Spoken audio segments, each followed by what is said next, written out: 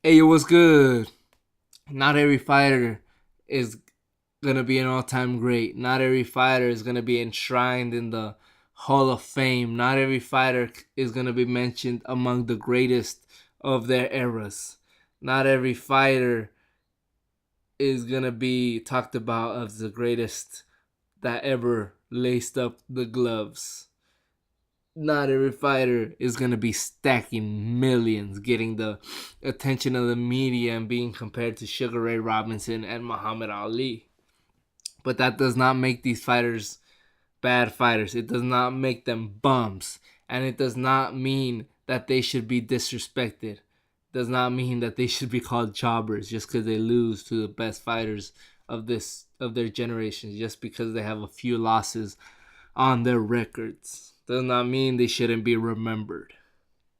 Welcome to my second installment of my underappreciated fighters. It's been a while, but I do want to continue with the series and make your suggestions of who you believe I should do next. Today I'll be talking about one of my personal favorite fighters, Ricardo El Matador Mayorga. It says right here, the craziest man in the sport, the wild man, known for talking his trash, smoking cigarettes, and drinking alcohol. Just a man's man. And I could understand the disrespect that Ricardo Mayorga gets from fans because he would talk so much trash to his opponents, be like, "I'm gonna knock you out, I'm gonna kill you." He said, which fight was it? He said in the De La Hoya fight, before the De La Hoya fight in the promotion, this is one fighter that would have benefited so much from the 24/7 series, man. He would have. You got a star right here. If he spoke English, I can't. That would have just been gold. But he said, I don't just want to beat him. I don't just want to knock him out. I want to kill this fool. I want his heart to stop. Like, ain't no better trash talker than Ricardo Mayorga. You think Mayweather's a good trash talker or you don't? But you got nothing on Mayorga. This will be talking about your family, about your wife, like how he's gonna embarrass you in front of your wife, like your wife, he's gonna retire you so your wife stops going home to, yeah, so you have to, so you don't go home looking like a monster to your wife anymore. Like, but he gets disrespected, and I understand it, of course, but because he would talk so much trash, and but he would lose. But I say that he every time he steps into the ring, he backed up his trash because he fought them. He fought them, and he was willing to get knocked out, and he did. Got knocked out by Trinidad. He took a inhuman. Watch that fight again. He took an inhumane amount of punches from Tito Trinidad. Two of those two solid right hands he took from the first round. I know those hurt, man. And that cut, he was taking a lot of punches from Trinidad, man. I'm sure it hurt him to the core to go down for that first time in his career from those shots, but those shots probably hurt a lot more, man. Yeah, so this guy's resume is solid, guys. Three-time world champion. His first title he won fighting Andrew Sixhead Lewis, who was undefeated at the time, 21-0. The first fight, he was winning. He was en route to knocking him out, but it got stopped by a headbutt. So they had a rematch, and he knocked him out the fifth round. That was his first welterweight title where he won. The next fight, this is his claim to fame. This is where everything became about Ricardo Mayorga, right? Because he beat the man who beat the man who beat the man. So De La Hoya was the man. Mosley beat him, upset. Then Mosley was on top of the world. Then Vernon Forrest, this unknown guy with a great amateur record, he beats him up, man. Drops him, and then he beats him again in the rematch. So he was on top of the world going into the fight with Mayorga, and Mayorga was a relatively unknown. This guy from Nicaragua, no one really knew who he was. He came into the ring rapping, yeah, all happy, thinking he's a superstar already. Mayorga shut him down, baby. Mm-hmm. Mayorga knocked him out in the third round, and then he beat him again in the rematch. Man, he beat he beat one of the best fighters pound per pound as a relatively unknown fighter. What's funny about the first fight is that he was ready. He was ready. He was confident. Of course, Mayorga was confident, man, but he wasn't always confident. He says he was scared before his first world title fight, the one against Six Heads Lewis, because he felt like he's like world champions. They hit harder. They're stronger than everybody else. But once he ran through this fool, he's like, all right, all right. So he wasn't scared of it against Trinidad. He wasn't scared of De La Hoya. Definitely wasn't scared of Vernon Forrest. To the weigh-in of the first Forrest fight, he was eating pizza, man. He was eating pizza, and he just beat him up in the fight. It's something what Jim Lampley called a mugging. He mugged Vernon Forrest, man. Those wild shots, man. It's unfortunate that and then he beat him in a rematch, a very close rematch. I think I scored it a draw, so it was a close fight. It was a good fight, but Forrest didn't do enough to win the fight. His next fight, it's unfortunate that he had such a short title reign. He lost a very close fight as well against Corey Spinks. The referee did a horrible job in this fight, man. But not taking anything away from Corey Spinks because he boxed beautifully in that fight. But the referee did a horrible job. He took 2 points away from him. Like, you know how Mayorga fights, man. Like, he throws wild shots, so he lands shots to the back, to the side of the head, to the temple. But some of those shots, they land to the back of the head because the fighters be bobbing and weaving. So they land in the back of the head. Like, but he took 2 points. He did a horrible job, man. And if it wasn't for those 2 points taken off, it would have been a draw. So the referee made Mayorga lose his title. Horrible job. Very good fight. Very good performance by Corey Spinks. Not taking anything away from him, but at that point he was in 3 world title fights. And something that I do see a hole in his resume that I really don't like, that I wish he would have done, is fight more, man. Like, after these fights, he's so inactive, man.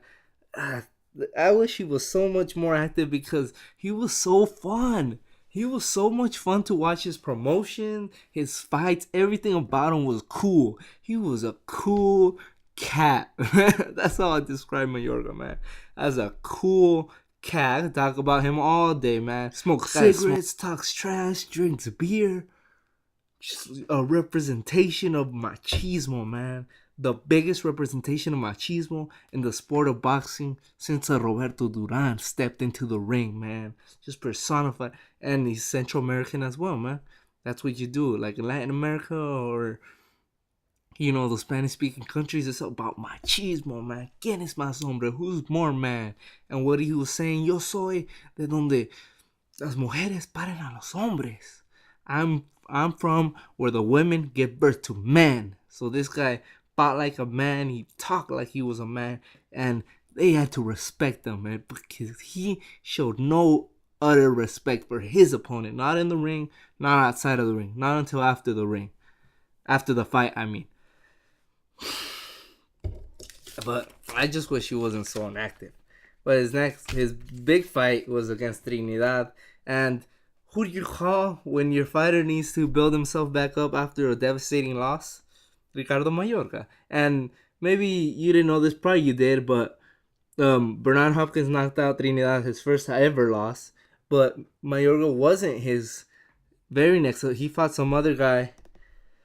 He didn't fight Mayorga, but nobody really remembers this guy because Mayorga was his next.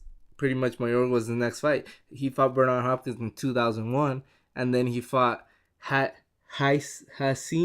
Sharifi, who had a 32-6-1 record, and then he didn't fight Mayorga until 2004, which was about over a two and a half year layoff. So who do you call when your fighter has a 2.5 year layoff and is struggling with his confidence due to Bernard Hopkins? This will come up in the future for Shadow.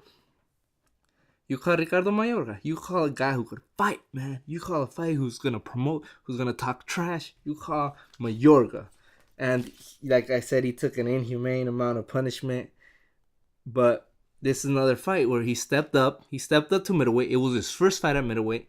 He made $2 million off it. You know, good money, good promotion. And he actually dropped Trinidad in the third round. So you're gonna say that he didn't belong in the ring with him? He dropped him. He was getting in some good legs, but talk about good legs. Damn, he took some big shots from Trinidad, man. Nasty shots. And by the fifth round, I was like, oh man, this fight's over. It should probably be stopped. But he hung in there for 3 more rounds, like almost at the end of the eighth, and he was just getting hammered, man. It was nasty. Like I said, he must have it must have hurt him to the core to go down, but if he had to.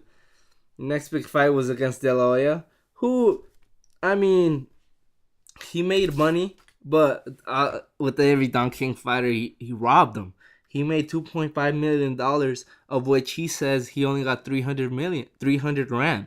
So Don King robbed Mayorga of many riches. So he fought Trinidad, De La Hoya. He retired Vargas. And in the fight where Vargas said afterwards, he said, I thought he would be more wild. I thought Mayorga was gonna be wilder. But you see in the fight that he was actually controlled. It was controlled aggression. So he got better as he went along. But like I said before, his inactivity hurt him, man. He would have, if he would have kept fighting, he would have been more consistent. But he only came out of retirement for the big fights. So after the Vargas fight, he fought Mosley in a very, very entertaining fight where he hurt Mosley various times. Going into the 12th, one judge had Mayorga actually winning, as did I. I had Mayorga winning 6 rounds to 5. And Mosley barely got it off the knockout in 2:59 of the 12th round. Like, he barely knocked him out in the last round, as did Cotto. Cotto barely knocked him out in the last round of the fight. So he held his own against Mosley and Cotto, two of the best fighters of this generation. So you're gonna call this guy a bum? He's fought in the best. He's made money. He says he has $7 million in the bank, $7 or $8 million in the bank. He said in recent interviews. So he's fought in various world title fights against the best in this generation. He gave Trinidad fits at times, even De La Hoya fits. You watch the 3rd and 4th rounds. He gave this full fits. He gave Mosley fits. He gave Cotto fits. Cotto only knocked him out because he broke his hand. You know, not taking anything away from Cotto, who fought a brilliant performance, but Cotto couldn't knock him out before the 12th round. So, this is my tribute video to Ricardo Mayorga, who's had a very good career. He's made money, and coming from a guy who's come from Nicaragua, who was a gang leader, who got knocked out in his first pro fight. I'll tell you, his first pro fight was in 1993, and it was scheduled for a 10-rounder. For us who have followed the sport, we know that a lot of people who debut in the sport, they start off fighting 4-rounders, 6-rounders. They don't start off fighting 10-rounders. But coming off from a guy who started off getting knocked out in the 6th round by some guy in Costa Rica, he's had a hell of a career. Provided us with entertainment and outside and inside the ring, redefined the term trash talking, because he did that, and gave very good fights inside the ring, backed up his trash talk, because he fought. He always came to fight. Had a hell of a chin, had a hell of a power. He had that one defining win against a great pound-for-pound fighter at that time, and he fought the best in his generation, and he's made money. So Ricardo Mayorga, I've seen him called a bum many a time, but he's not. Ricardo Mayorga is not a bum. He is a good fighter, a solid fighter, 3-time world champion. All right, everybody. Thanks for watching. What do you guys think about the craziest man in the sport, Ricardo El Matador Mayorga. And who do you guys think are underappreciated fighters that don't get the respect you believe deserve? I know this video is a bit long, but thanks for if you're still watching. Thank you so much. Please leave your comments and please tell me who I should do next. All right, everybody. It was a lot of fun doing research on Ricardo Mayorga, watching all his fights, watching all his promotion. All right. Don't forget to subscribe. Peace.